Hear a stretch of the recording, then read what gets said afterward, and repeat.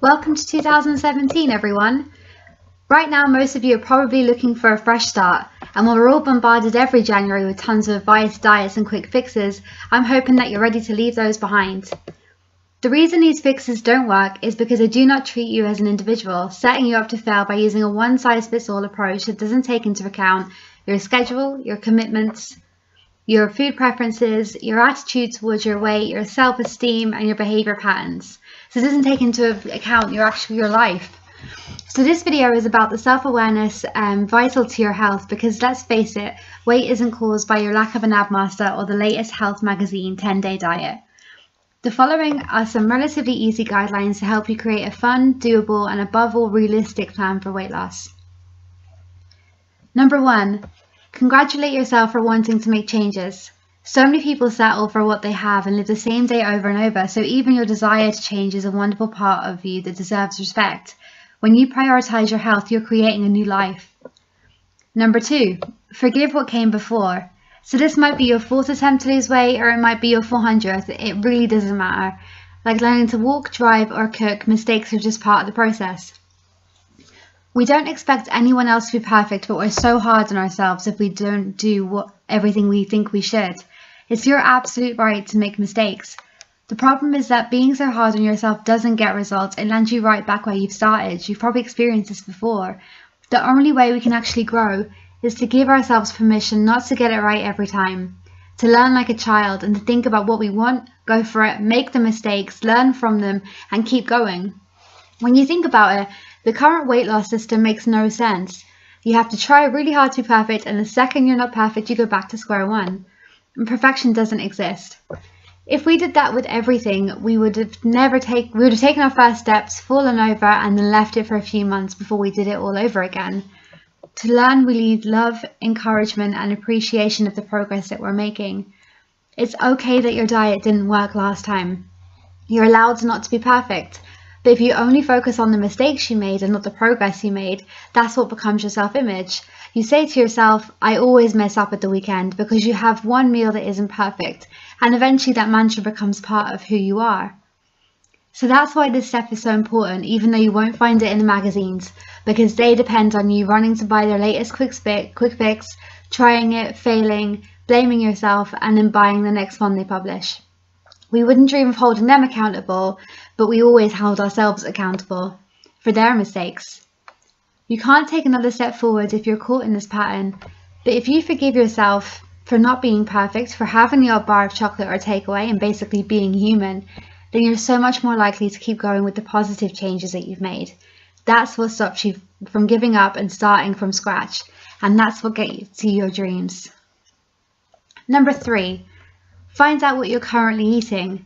Many of my clients only realise what they're eating on a daily basis when asked to keep a food diary. Food has become just another passive experience, most of the time driven by convenience or because you are busy looking after other people. For the next 3 days, keep track of what you're eating. Don't judge your food choices, but if there are foods in there you're not happy with, you can make a note next to them which explains the thought behind them. Maybe you ordered a takeaway because you did not have food in the house. Maybe you had a bottle of wine because you were stressed. Maybe you skipped breakfast because you didn't have enough time. When you see what you eat objectively in black and white, it takes the emotion away from it so that you can see what needs to improve. This stops the helplessness we can all feel around food from time to time, where it feels like food just happens to us and we're not sure how we ended up with that takeaway or the bottle of wine. Number 4, create your own plan for success. Now that you have your 3-day food diary, you're probably 100 times more aware of where your trouble zones are, and this is where you can start to make changes with these in mind. Here you can see the effect of those changes. By tracking what is actually being eaten, you can plan changes that fit in with your schedule. If breakfast seems impossible, feel free to work around it. Aim to gradually make lasting changes that increase your intake of fruit and vegetables. You will find that you actually know exactly what you should be eating. Most people know.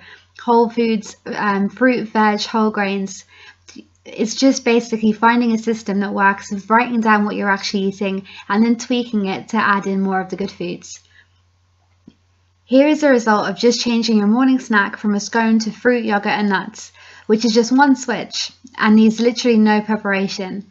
You've cut your sodium, calories, fat and sugar and replaced them with essential vitamins and minerals that will support your body and mind and give you the energy you need to thrive. Never ever underestimate the power of small changes. They will get you to the goal way quicker than a big overhaul.